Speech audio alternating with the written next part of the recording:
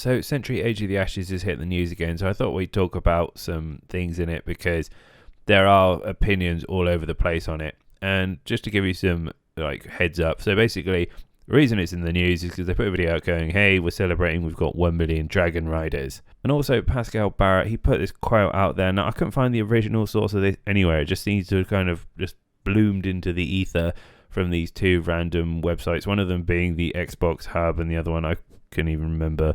And I'll be quite honest, I play this game a lot. I really, really enjoy it. I only wish that it was just out on a console. I've had loads and loads of fun with it. For a free-to-play game, it is incredibly well polished. The microtransactions are not hostile in any form whatsoever. There is no vertical scaling. You cannot buy yourself more powerful creatures and riders, etc. I wouldn't even say there's even any horizontal scaling either, because as we'll get onto a little bit later on, there's no other riders that you can buy. Everything is purely cosmetic. Now, I'm not sure if it is a PR spin piece, and I haven't actually looked into these numbers to see if they are true or not, but the reason I'm scratching my head is because they're saying that there's 1 million players, and if you've played this game on a regular basis, you will know there are not 1 million players playing this game. In fact, at the time of playing this video, there are 600 people playing this game. Well, why is this a problem?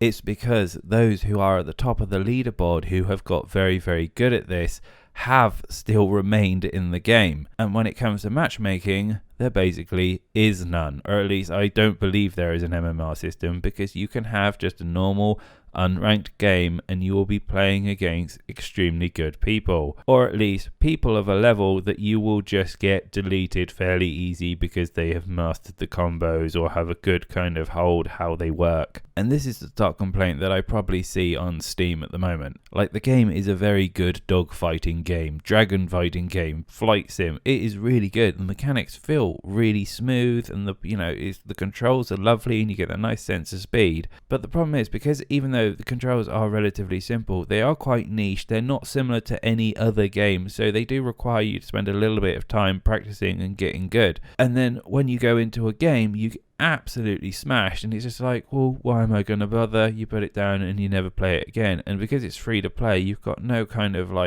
obligation to go into it. You've only lost time. And to be brutally fair, the only person's fault this is, at the end of the day, is Century Age of the Ashes. The amount of content that they have put in to keep people coming back and, playing around and flying the dragons has been absolutely minimal. They put in a couple of seasonal events and they do the whole double XP malarkey, but in terms of extra riders and, those really appetizing things, we've seen nada. We've still got the same 3 riders that we had at the start. And one of those, the Phantom, if you are playing against them as a new player, it is really miserable because they've got a combo that will just delete you from the game.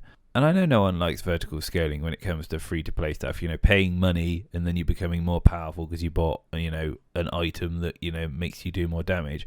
But I think in terms of horizontal progression, I think it definitely needs to be there. There needs to be more riders that allow people to play in a different way and try out and learn new skills and have your abilities that they can use and have fun with.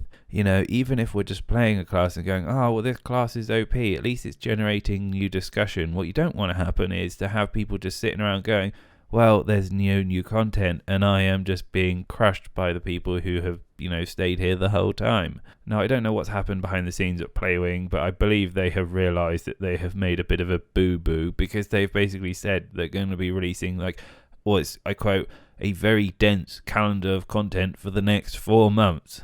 Because they said they're putting in a last team standing mode, a new Fortress game mode, a challenges system, bi-monthly live events, as well as a 4th rider and dragon species. Which personally, if you ask me, there should be way more than just 3, even 4. There should be 6 at this point. I thought they would have launched at least a minimum of 5. I mean, at the end of the day, all these dragons have the same primary attack, and then they've got 2 special abilities, of which one of you can hot swap out.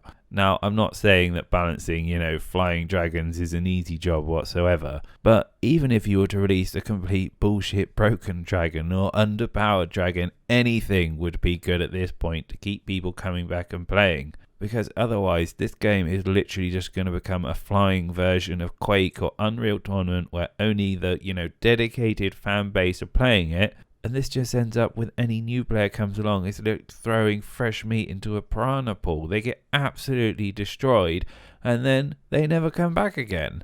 Anyway, I hope this game doesn't go the way of the dodo. I do recommend giving it a go. It is lots of fun.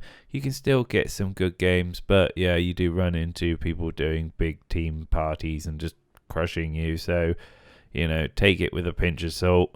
Anyway, that's it for now. But yeah, have a great week, everyone. And I'll be back with more games, news, and reviews soon.